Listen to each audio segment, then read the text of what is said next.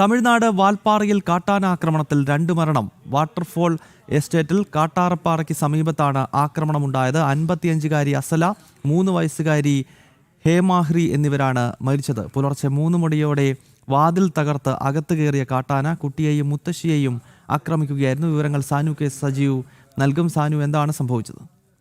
ഗൗതം, ഇന്ന് പുലർച്ചെയാണ് ഈ ഒരു അക്രമം നടന്നത്. കാട്ടാനയുടെ അക്രമം നടന്നിട്ടുള്ളത്. തമിഴ്നാട് വാൽപ്പാറയിൽ നടന്ന അക്രമത്തിൽ 2 പേരാണ് മരണപ്പെട്ടിട്ടുള്ളത്.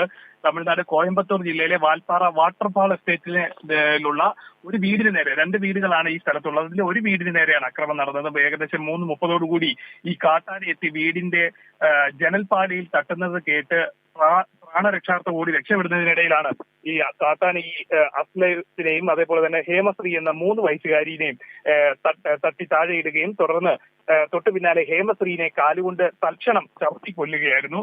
ഒപ്പം തന്നെ ഗുരുതരമായിട്ട് പരിക്കേറ്റിട്ടുള്ള അസ്ല തുടർന്ന് ആശുപത്രിയിൽ എത്തിയതിനു ശേഷമാണ് മരണം സംഭവിച്ചിട്ടുള്ളത്. അവരുടെ മരണം സ്ഥിരീകരിച്ചിട്ടുള്ളത്. എന്തായാലും ഈ തുടർച്ചയായിട്ട് കാട്ടാനയുടെയും ഒപ്പം തന്നെ വന്യമൃഗത്തിന്റെയും ആക്രമണം കൊണ്ട് ഏറെ പൊറുതിപ്പെട്ടിരിക്കുന്ന പ്രദേശമാണ് ഈ വാൽപ്പാറ എന്ന് പറയുന്നത്. കൃത്യമായിട്ട് നോക്കിക്കഴിഞ്ഞാൽ പുലിയുടെ ആക്രമണത്തിൽ 2 കുഞ്ഞുങ്ങളുടെ ജീവൻ ഏകദേശം 2 മാസത്തിനിടെ പൊലിഞ്ഞ പ്രദേശം കൂടിയാണ് ഇവിടെ. വിവിധ വ്യത്യസ്ത എസ്റ്റേറ്റുകളിലാണ് ആക്രമണം നടന്നിട്ടുള്ളതെങ്കിലും ഈ ഒരു പ്രദേശത്ത്, വാൽപ്പാറ ജില്ലയിൽ തന്നെ ഈ പ്രദേശത്ത് മാത്രമാണ് തുടർച്ചയായിട്ട് ഇത്തരത്തിലുള്ള ആക്രമണങ്ങൾ ഉണ്ടാകുന്നത്. എന്തായാലും ജനങ്ങൾ വലിയ പ്രതിഷേധത്തിലാണ്.